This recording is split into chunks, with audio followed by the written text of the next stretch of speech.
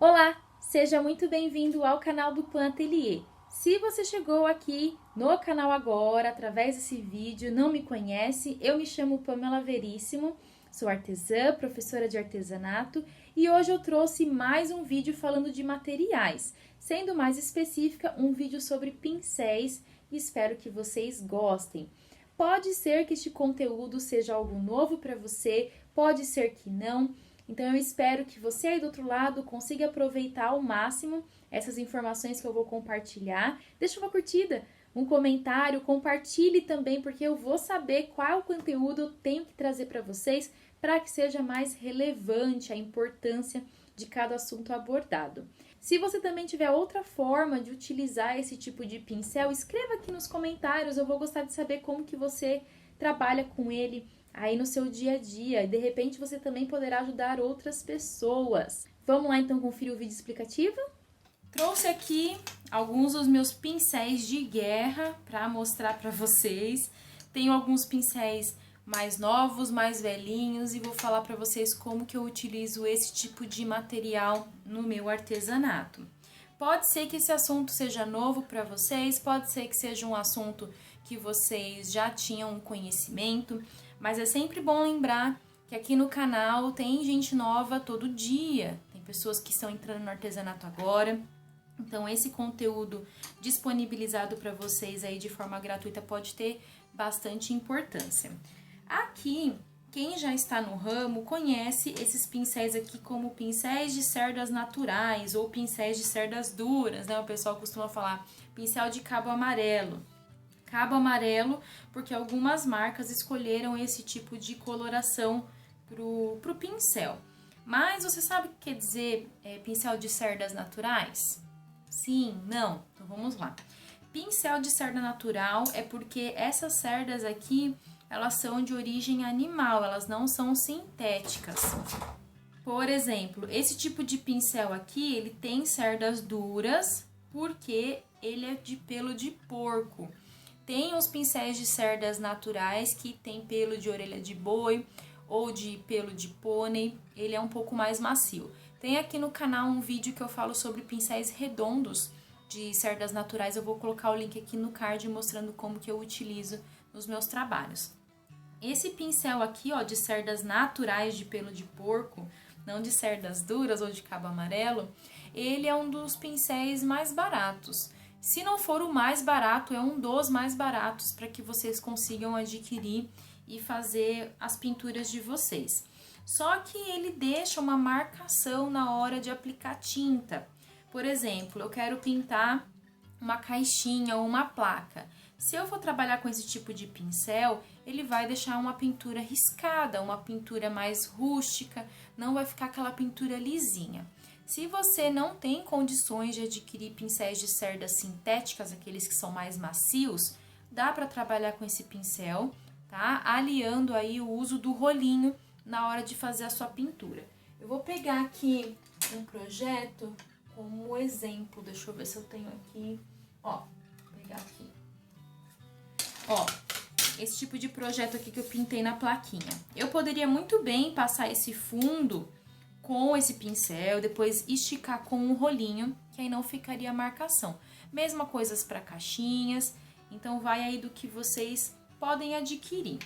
Depois eu vou voltar falando aqui sobre essa peça. Os tamanhos são diversos, mas eu, Pamela, tenho bastante aqui, numeração 20, numeração 16 e numeração 18. Alguns deles eu nem tenho mais a numeração aqui. Ó, esse daqui ele é menorzinho, ele é numeração 12, porque às vezes eu faço alguns desgastes em peças menores. Então eu tenho esse daqui bem pequenininho para fazer um detalhezinho ou outro. E tenho também esses dois aqui, ó. Ambos são de numeração 16. E notem, eles estão sujinhos, eu já vou falar por quê. Esse tipo de pincel, além de você passar fundo, você pode também executar outras técnicas. Uma delas é a aplicação de cera. Notem que um pincel está com cera dourada e o outro está com a cera prata.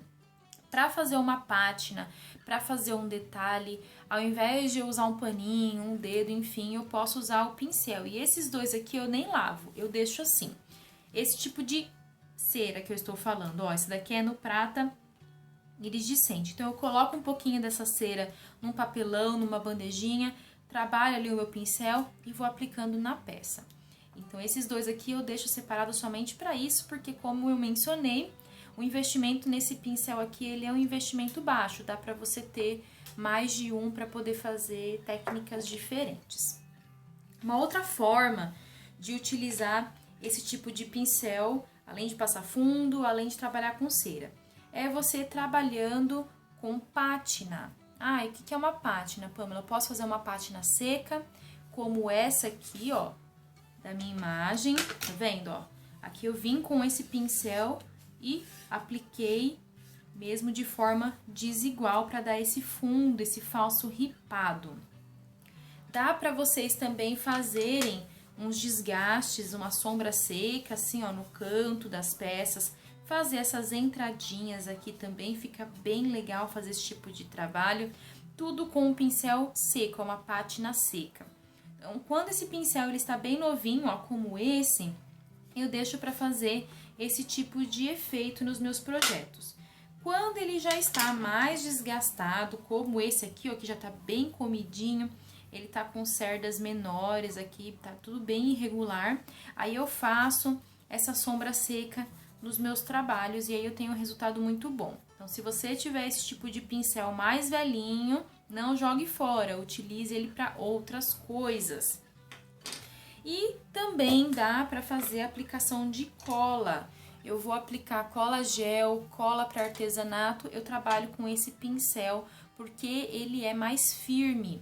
Se eu for trabalhar com um pincel de cerdas sintéticas, ao aplicar cola, ele vai entrar aqui, né? A cola vai entrar na virola do pincel, vai ficar uma aplicação um pouco mais complicada. Eu prefiro trabalhar com esse tipo de pincel para aplicar cola. Bom, pessoal, o que mais dá para trabalhar? Dá para vocês também fazerem um falso ripado. Tem uma videoaula que eu coloquei aqui no canal recentemente de fazer um quadro, porta-tampinhas de cerveja, que eu faço uma sombra em ripas com um pincel assim. Eu vou colocar o link aqui no card. Aí vocês escrevam aí nos comentários também como que vocês utilizam esse tipo de pincel.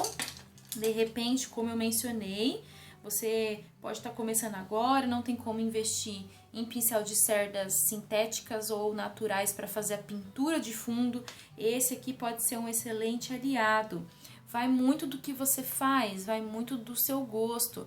Eu, Pamela, particularmente não gosto muito de fazer uma pintura de fundo e deixar a marcação das cerdas. Agora, se for uma técnica, tudo bem, fica bem bonito, fica legal, dá para deixar. Bom, espero ter ajudado vocês aí com mais um vídeo de dicas sobre materiais, ferramentas e sempre cuidem bem do material de vocês, tá bom? Porque esses meus pincéis aqui, eles têm anos.